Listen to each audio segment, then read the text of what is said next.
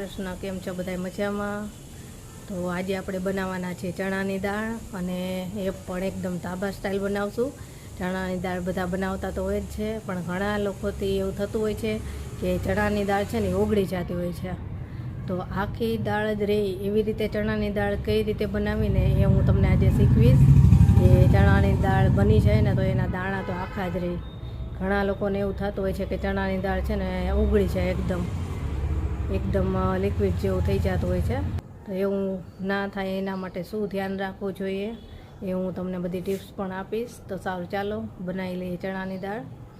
અમે 250 ગ્રામ ચણાની દાળ લીધી છે, અને આને ધોઈ અને મેં 4 કલાક માટે પલાળેલી છે. દાળ સરસ પલળી પણ ગઈ છે, આ જો આસાનીથી તૂટી જાય છે. અને હવે આ દાળને આપણે ખાલી 5 થી 7 મિનિટ સુધી ગરમ પાણીમાં ઉકાળવાની છે, એટલે થોડીક બફાઈ જાય, બહુ નહીં, થોડી બફાઈ જાય એવી થવા દેવાની છે. તો આ દાળને આપણે તપેલામાં લઈ લઈશું.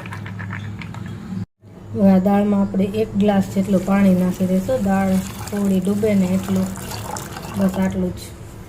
5 ચમચી જેટલી હળદર નાખશું, 2 ચમચી જેટલું મીઠું નાખશું. અને હવે આને આપણે 5 મિનિટ સુધી ઉકાળી લઈશું.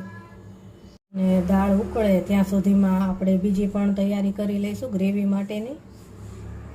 કઢાઈમાં થોડું આપણે તેલ લઈ લઈશું, 1 થી 1.5 ચમચી જેટલું, અને ગરમ થવા દેવાનું છે.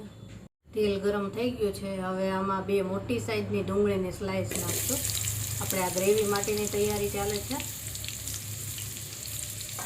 આ મેં 10 થી 15 કળી લસણ લીધું છે, અને 1 આદુનો ટુકડો એ પણ નાખી દઈશું. 1 લીલા મરચાંના ટુકડા, 1 મોટી સાઈઝનું ટામેટું સમારેલું. હવે આ બધું થોડું ગોલ્ડન થાય ત્યાં સુધી પાકવા દેવાનું છે. આ રીતે હલાવતા રહીશું એટલે બધી સાઈડથી સરસ ગોલ્ડન કલર આવી જાય. આ થોડું ગોલ્ડન થઈ ગયું છે, તો હવે નાખશું ગરમ મસાલા. આ મેં 3 થી 4 લવિંગ લીધા છે, 5 મરી લીધા છે, 1 બાદિયાનું ફૂલ લીધું છે.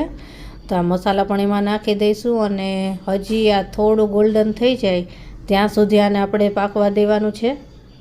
તો હવે આ સરસ ગોલ્ડન થઈ ગયું છે, અને આપણે ગેસ પણ ઓફ કરી દીધો છે. અને આ ઠંડુ થાય એટલે આની સરસ પેસ્ટ બનાવી લેવાની છે. આ ઠંડુ થઈ ગયું છે, તો હવે આની આપણે પેસ્ટ બનાવી લઈશું. તો આ જો એકદમ સરસ સ્મૂધ પેસ્ટ તૈયાર થઈ છે. આ જે કઢાઈમાં આપણે ડુંગળી ફ્રાય કરી હતી એ કઢાઈ જ લઈ લીધી છે, અને એમાં આપણે 3 ચમચી તેલ લઈ લઈશું, અને તેલને ગરમ થવા દેવાનું છે. તેલ ગરમ થઈ ગયું છે. હવે આખા ગરમ મસાલા નાખી દઈશું. 2 તમાલપત્ર, તજ, લવિંગ, બાદિયા અને મરી નાખશું.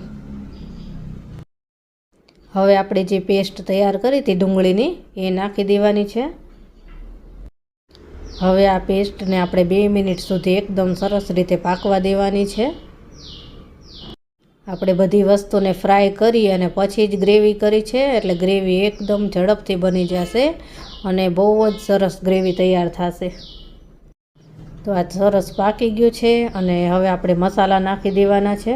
1 ચમચી હળદર, 1 ચમચી ધાણા જીરું, 2 ચમચી મરચું નાખીશું. આપણે સ્પાઇસી દાળ બનાવવાની છે ઢાબા સ્ટાઇલ, એટલે વધારે મરચું નાખવાનું છે. સ્વાદ પ્રમાણે મીઠું નાખીશું. આપણે દાળ બાફતી વખતે પણ મીઠું નાખેલું છે, એટલે જોઈને નાખશું. હવે આ બધું મિક્સ કરી લઈશું, અને 2 મિનિટ સુધી આપણે આ મસાલાને પાકવા દેવાના છે, એટલે ગ્રેવી એકદમ સરસ બને, ટેસ્ટી. મસાલા પણ પાકી જવા જોઈએ, તો આને સતત હલાવતા રહીશું. આ મસાલા સરસ પાકી ગયા છે, અને હવે આપણે આમાં મિક્સર જારમાં જ 1/2 ગ્લાસ જેટલું પાણી લઈ અને પાણી નાખી દેવાનું છે, અને આને સરસ મિક્સ કરશું. અને જ્યાં સુધી આનું તેલ ઉપર ના આવી જાય ત્યાં સુધી આને આપણે પાકવા દેવાનું છે. તો હવે તેલ ઉપર આવી ગયું છે, અને જોઈ શકો છો એકદમ સરસ સ્મૂથ ગ્રેવી બનીને તૈયાર થઈ છે. આ મેં 1 ચમચી જેટલી કસૂરી મેથી લીધી છે, એને આપણે હાથેથી આ રીતે મસળી અને ગ્રેવીમાં નાખવાની છે. એનાથી એકદમ ધાબા સ્ટાઇલ દાળ બનીને તૈયાર થશે, બહુ ટેસ્ટી દાળ બનશે. તો કસૂરીની મેથીને પણ આપણે ગ્રેવીમાં એકદમ સરસ રીતે પાકવા દેવાની છે, 1 થી 2 મિનિટ સુધી, એટલે એકદમ ટેસ્ટ એનો આવે. અને હવે આપણી આ ગ્રેવી તૈયાર છે. તો તો આમાં નાખી દઈશું હવે ચણાની દાળ. ચણાની દાળને આપણે પાણી સહિત જ નાખવાની છે. ચણાની દાળ નાખી દીધી આપણે ગ્રેવીમાં અને આને આપણે 1 થી 2 મિનિટ સુધી પાકવા દેવાની છે અને પછી આને ઢાંકવાની છે. હવે આને ઢાંકી અને 10 મિનિટ સુધી આપણે ધીમા તાપે પાકવા દેવાની છે. 10 મિનિટ થઈ ગઈ છે તો હવે દાળ આપણે ચેક કરી લઈશું. તો આ દાળ આપણી બનીને તૈયાર છે અને તમે જોઈ શકો છો કે દાળના દાણા બિલકુલ તૂટ્યા નથી, એવા ને એવા આખા જ છે અને એકદમ ધાબા સ્ટાઇલ દાળ બનીને તૈયાર છે. એની ગ્રેવી પણ જો કેટલી સરસ છે. હવે ઉપરથી થોડી કોથમીર નાખી દઈશું અને સર્વ કરી લઈશું.